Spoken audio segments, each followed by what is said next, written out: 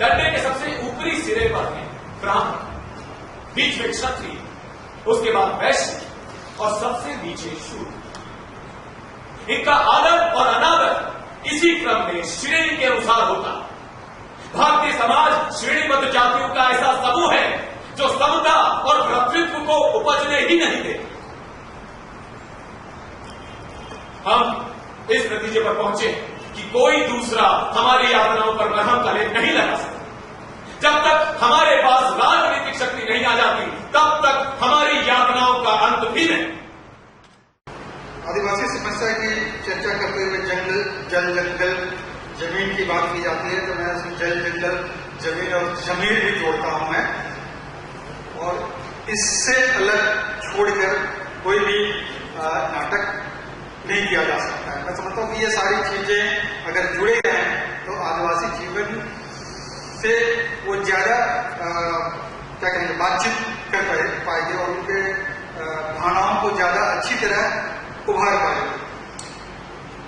ऐसा कहा जाता है कि हमारे यहाँ आदिवासियों के बीच में नाटक खेलने की परंपरा नहीं है। सचमुच में नहीं है परंपरा नाटक खेलने की, लेकिन कुछ हमारे यहाँ कुछ ऐसी परंपराएं हैं जिसमें नाटक का रूप थोड़ा थोड़ा मैंने बचपन में देखा है। एक्चुअली नाटक तो नहीं है, लेकिन उसमें नाटक का रूप है। हमारी विचारधारा थी, जो मैं चाहता था उसी आधार पर नाटक लिखे। और ये नाटक जो हैं ये लोक नाटक कहे जा सकते हैं। ये वही जो आज अनाड़े लोग खेलते थे खुले मंच पर, उसी का स्वरूप है ये लोक नाटक। अब लोक नाटकों में हमारे देश के हर भागों में ये लोक नाटकों का प्रचलन है। तो ऐसा प्रयास होना चाहिए, चाहे बैकवर्ड हो, दलित हो, आदिवासी हो, पहले के सब लोग एक ही जगह से एक ही समाज के लोग रहे हैं, आज बढ़ते जा रहे हैं। मैं चाहता हूं हमारे भाई राजेंद्र प्रसाद सिंह हैं, इनसे भी अनुरोध करता हूं कि खास तौर से बैकवर्ड जातियां जो हैं कहीं कहीं वो अपने को सवर्णों से ब्राह्मणों से ऊंचा समझ करके दलित और आदिवासियों की उपेक्षा करें। तो होना यही चाहिए कि अगर एक साथ सबको रहना है, चाहे दलित हो, आदिवासी हो, बैकवर्ड है, तो उनके अंदर जो बहुत सी ब्राह्मणवाद की बातें आ गई हैं, जो वो करता है वही बैकवर्ड के हमारे भाई भी हमारे लोगों के साथ करते हैं। तो अगर वो इसमें कुछ प्रयास करें तो अच्छी बात होगी। फिलहाल मैं पुनः बधाई देता हूं आयोजकों को, उनको साथियों को बहुत बहुत धन्यवाद। सबसे बड़ा महत्वपूर्ण सवाल बरकरार है कि हम नाटक क्यों करते हैं। सवाल दलित आदिवासी रंगमंच का नहीं है, सवाल है कि हम शुरुआती नाटक क्यों करते हैं। अगर हमें ये स्पष्ट हो जाए नाटक क्यों करते हैं, उसके बाद हमारा थिएटर खुद ही अपने आप जो है सामाजिक सवालों जुड़ जाए, वो स्पष्ट नहीं है। हिंदुस्तान में सबसे बड़ी दिक्कत यह रंगकर्मियों के साथ जो दिक्कत है, रंगकर्मी रंगकर्म क्यों कर रहे हैं ये बहुत स्पष्ट उनके पास दिलचस्पी नहीं है और ना विजन है। उनमें से ज्यादातर के पास ये है कि उनको लगता है कि वो डायरेक्शन कर सकते हैं और एक नाटक कर सकते हैं। नाटक करने के पीछे की जो दृष्टिकोण है उसका अभाव साफ रूप से दिखता है। आपके पास 64 साल होने के बाद भी आज भी कोई कल्चर पॉलिसी नहीं है। हमारे पास कोई सांस्कृतिक नीति नहीं है और सांस्कृतिक नीति में होने के अभाव में हमारे पास जो है आज सिर्फ एक ही राष्ट्रीय नाट्य विद्यालय है जिसमें 20 छात्रों को हम ट्रेनिंग देते हैं और सरकार के पास बहुत पैसा है। कोई अगर ये कहता है कि सरकार के पास कल्चर काम में पैसा नहीं है, शायद उसको पता नहीं है। सरकार के पास बहुत पैसा है, लेकिन उस पैसे का क्या उपयोग हो रहा है इसकी मॉनिटरिंग हमारे पास नहीं है। तो थिएटर वाले अपने आप में ही दलित है, अपने आप में आदिवासी है, पूरे सिस्टम में हम दलित हैं।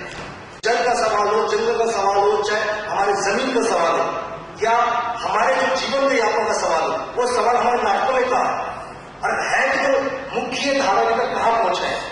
एनएसडी हर साल नाटक समारोह करता है, उसके अंदर कितने नाटक दलित और आदिवासी सवालों को लेकर पिछले जो है 12 सालों में हुए हैं। सरकार पैसे खर्च कर रही है, विकास कर रही है और लोग इसके नाम पर बोरियां भर भर के पैसा जा रहा है। आप सब जानते होंगे कल्चर इंडस्ट्री बहुत पैसा खर्च कर रही है, कल्चर इंडस्ट्री ग्रांट पर पैसा खर्च कर रही है। एक नाटक जो है, आज शर्मा जी किया बैठे हुए हैं, लेकिन इनसे माफी के साथ, हिंदुस्तान में जो थिएटर की सबसे बड़ी दुर्गत हुई है, उसकी वजह सरकार द्वारा जो है पैसा बांटा जा रहा है। सरकार बैंक का पैसा बांटती है, ग्रांट के रूप में बांटती है, और आज प्रोडक्शन ग्रांट के रूप में बांटती है, लेकिन उससे थिएटर का विकास नहीं हुआ है। थिएटर वालों ने समाज के सवाल बंद कर दिए, और यही वजह है पंकज भाई कि ना तो उसमें दलित सवाल है, ना आदिवासी सवाल है, ना औरतों सवाल है। क्योंकि आप पैसा लेते हैं, आप नाटक करते हैं, आप प्रोडक्शन बनाते हैं, सरकार में जमा कर देते हैं, उसके बाद आपकी अकाउंटेबिलिटी खत्म हो जाती है, और उसमें एक्टर गायब हो जाता है। एक्टर अगर सच में देखा जाए तो रंगमंच की दुनिया में एक्टर सबसे ज्यादा दलित है, क्योंकि एक्टर तो कोई नहीं पूछता है, और डायरेक्टर के साथ दुर्भाग्य से होकर डायरेक्टर को लगता है कि कोई सब कुछ सर्विस करवाया। और यही आज सुबह मेरी बहस हो रही थी, तो उसमें क्या था कि जब पूरे हिंदुस्तान में ज्यादातर डायरेक्टर एक्टर को एक इंस्ट्रूमेंट मानते हैं और ये मानते हैं कि एक्टर हम बना रहे हैं, तो वही चीजें जो दृष्टिकोण है, जो पूरा सामंतवादी दृष्टिकोण है, वो पूरे रंगमंच की दुनिया में छाया हुआ है। तो इसीलिए न दलित नाटक है, न आदिवासी नाटक है, और न ही शंभू के ऊपर नाटक है। को मैं दोंगे सत्य नाम के ऊपर एक नाटक किया था, वो 25 शोज हो गए थे, उसके खिलाफ ब्राह्मण का भी अटैक में आया था। तो मैं ये बिलीव करता हूं, आर्ट जो भी डिफिनेशन में हो, आप खुद आप डिफेंड कर सकते हैं, नहीं तो जो आपको हिस्ट्री बोलता है, अब एक वाक्य लिखा है, आप बोलेंगे मैं दलित हूं, मैं आदिवासी हूं, तो ये वाक्य कविता हो जाएंगे। आपको फर्क पड़ना चाहिए, ये कविता क्या है, जो कविता नहीं है, वाक्य क्या है।